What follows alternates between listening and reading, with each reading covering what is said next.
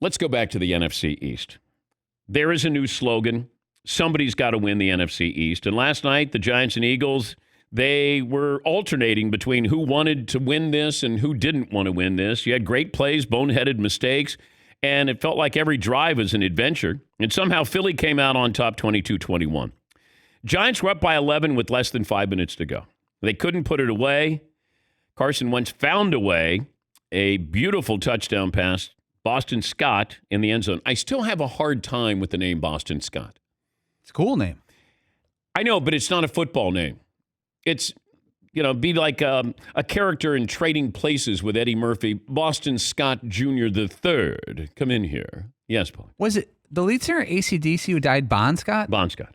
That's why I get him confused with. Yeah, Bon Scott. Who never played football. I don't think Bon did. There was a tie earlier in the season with Philadelphia, so they sit alone atop the division. They're 2-4-1. Now, you could see the Eagles being the favorites, and they still have major issues, injury issues. The second half of their season, their schedule is pretty brutal. It's one of the tougher ones in the NFL. You saw Carson Wentz last night make some great plays. I still think he's a very talented quarterback. This got to get Jalen Hurts in there. Jalen Hurts still has to play behind that offensive line. Carson Wentz made some things happen last night.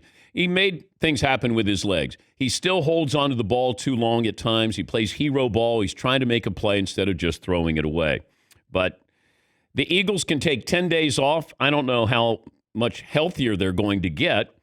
And by the way, when we say, well, somebody's got to win the NFC East, the team that wins the NFC East gets to host a playoff game, folks.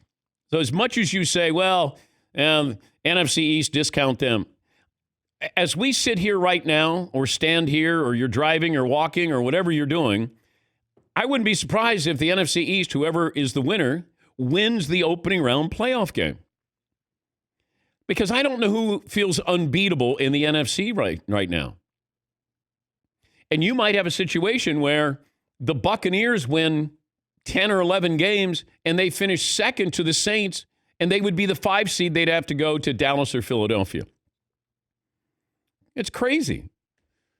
I mean, if the Bears got a wild card, they can be beat.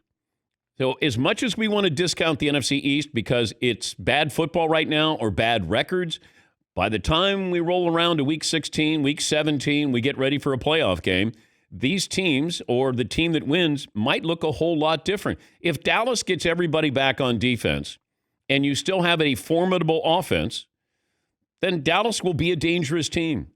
Philadelphia can be a dangerous team. Now, you don't have the home field advantage as far as the crowd goes.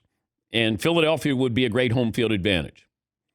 Dallas, maybe not as much. But Philadelphia certainly would be. But you could see a scenario, what if the Rams win the division and Seattle with 11 wins has to go to Dallas? Like, these are possibilities here. And I wouldn't discount the NFC East. As much as they're playing bad football, they're still going to be hosting a playoff game.